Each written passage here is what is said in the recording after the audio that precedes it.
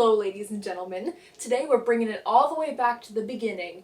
The numero uno, the day one, the pilot, which for some reason isn't called Pilot like every other series. This one's called Yankee White.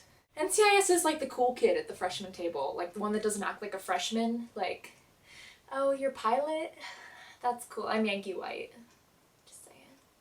Everything's pretty much the same, except for the fact that the series is called Naval NCIS, which stands for Naval Navy Criminal Investigative Service.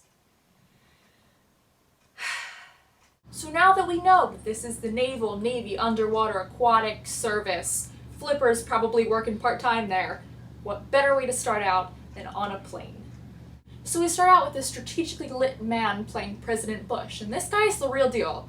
Like, if you check out his filmography, 75% of it is him playing President George W. Bush. And the other 25% is him playing Barack Obama, which I do not understand. So this is basically the Kate Todd show, and I will keep saying that throughout this entire episode. But this man dies and like froths at the mouth. Very pleasant. So then we go back to NCIS, and Tony's like, boss, this guy just carked. And I literally had to Urban Dictionary what carked meant, because I'm not on that 2003 level.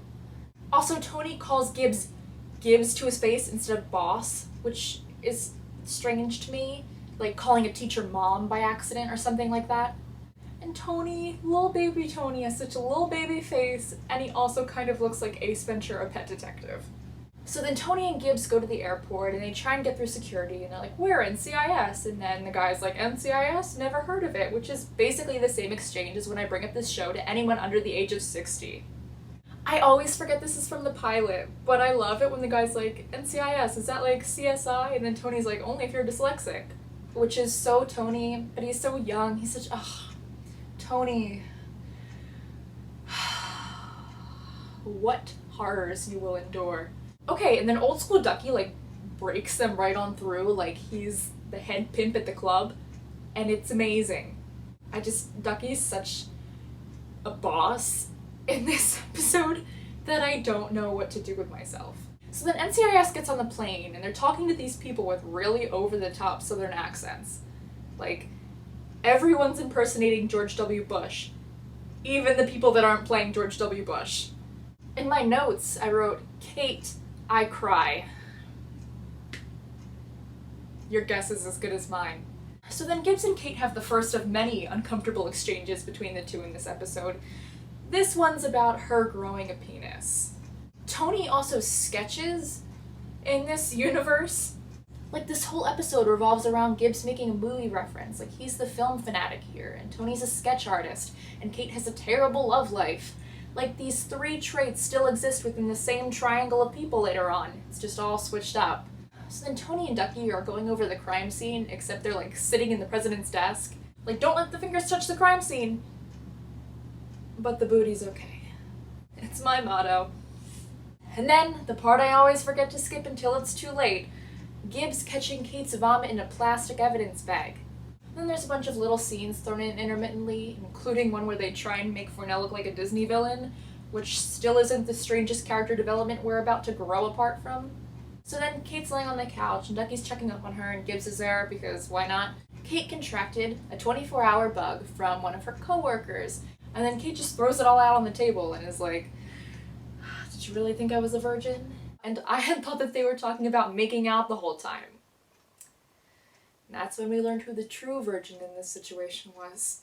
See, Kate's in her mid-20s, trying to figure out her career, her love life. She's like a character on Friends, except the fate of the country rests in her hands. But the friends are versatile, so... Then Kate's like, are you gonna lecture me about sleeping with my coworkers? And Gibbs says no, because he's gonna save the Rule 12 plotline for another special couple coming down the road. And Kate just makes so many references about death in this episode that it's... What joke can I make now about Kate predicting her own death that I haven't already? So let's move on. So then the CIA and Disney villain Fornell and his Hunchman clan of FBI members and NCIS are all fighting over who gets to look at the next dead person. It's literally like the pelicans from Finding Nemo. Like, whose jurisdiction is it? It's mine, it's mine, it's mine, it's mine. They're like little children, or birds. They're not really that different. They all drop their feces where they please, and they're pretty ugly until they're a couple months old. So then we're down in Autopsy with Ducky, and Pre-Palmer is like, man, gotta go to one fat party later. So fat was cool, but Kark just like threw you over the bridge there. With 15 minutes left in the episode, we're finally brought back to NCIS, and Abby is so different. I mean, she's still quirky in this way that makes her character so unique, that whole you don't expect her to be this way, but she is. I think the more noticeable kind of physicality, it's not really a physical thing, but her voice is deeper. But that kind of affects the way what she says comes out, and her lines are different, and I feel like she's a little more grown up in the beginning. Like, season 10 Abby is the adult child that we all know and love. Season 1 and 2 Abby is like an adult who's stayed up late watching too many adult cartoons. That's the best way I can put season 1 and 2 Abby. Also, she still has her pigtails, but she has like 100 of them, like she's Coolio or something. And then there's another awkward moment between Kate and Gibbs, except this time they're like looking at each other's lips, and I'm genuinely afraid. Like, who can I call to make this scene stop before it scars another pair of lines? And then Gibbs talks about church for a hot second, which wouldn't be too weird if that continued as like a character trait for him. And then Kate's boyfriend kind of is dead with the same like mad bulldog from Kim Possible disease where he just spews. And so then Gibbs just tears her apart until this grown woman is sobbing in this stranger's arms, and then Gibbs is like, shh, no, it's okay, it was just like a social experiment. There. And then finally it's revealed that this assassin just had to get the key locked, like he wanted him on the key locked plane instead of the technical one.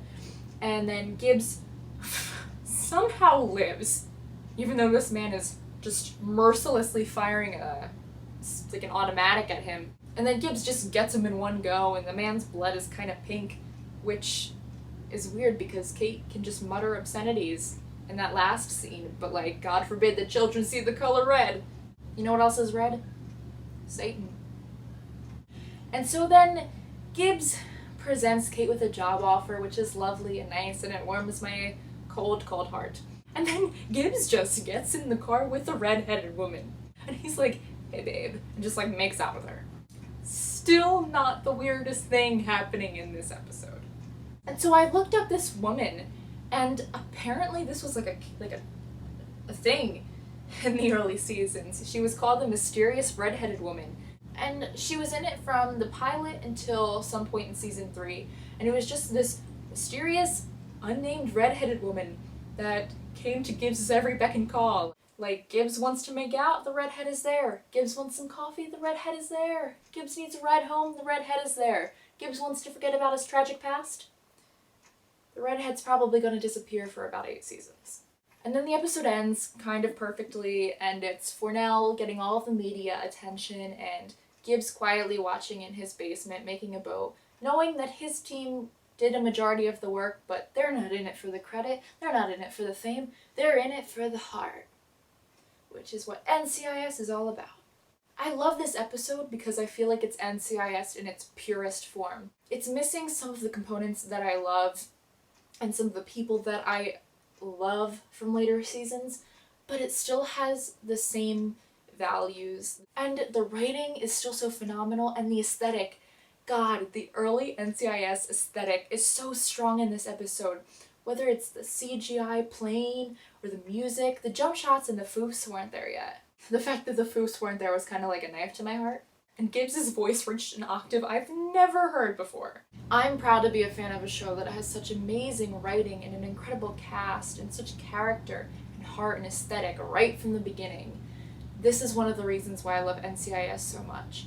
Yankee White is a remarkable pilot for a remarkable series. So that's my review of 1X01, Yankee White, otherwise known as the pilot. For whatever reason, NCIS doesn't refer to it as that.